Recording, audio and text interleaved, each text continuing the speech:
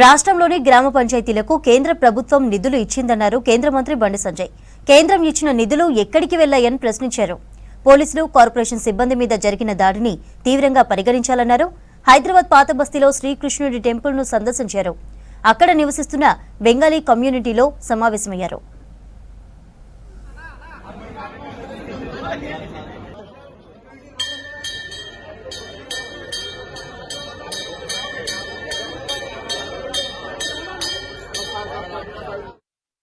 ఏడ పోతాడా ఉపన్యాసాలు ఇస్తావు, ఏడ పోతే వేల కోట్లు ఇస్తాడు, ఒక్క రూపాయి. కేంద్ర ప్రభుత్వము గ్రామ పంచాయతీ అభివృద్ధికి నిధులు ఇచ్చింది. ఏ గ్రామానికి ఇస్తావు చెప్పు? ఏం చేస్తావు నిధులు? ఏం చేస్తావు నిధులు?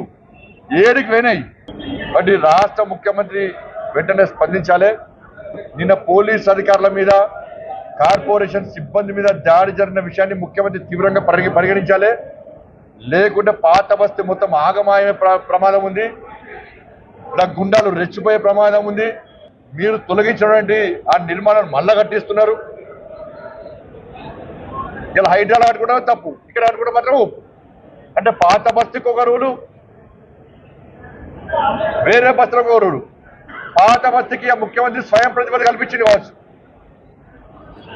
మీరు పాత బస్తీలో ఏమన్నా వేసుకోండి, రోడ్లు కబ్జా అయ్యి, ప్రభుత్వ స్థలాలు కబ్జా అయ్యి, హిందువుల ఆస్తులు దోసుకోండి, హిందూ అమ్మాయిలను లోపరుచుకోండి, డ్రగ్స్ సప్లై చేసుకోండి, దొంగదండ లంగదండ ఏంటి అని చెప్పి ఉపయోగినావా?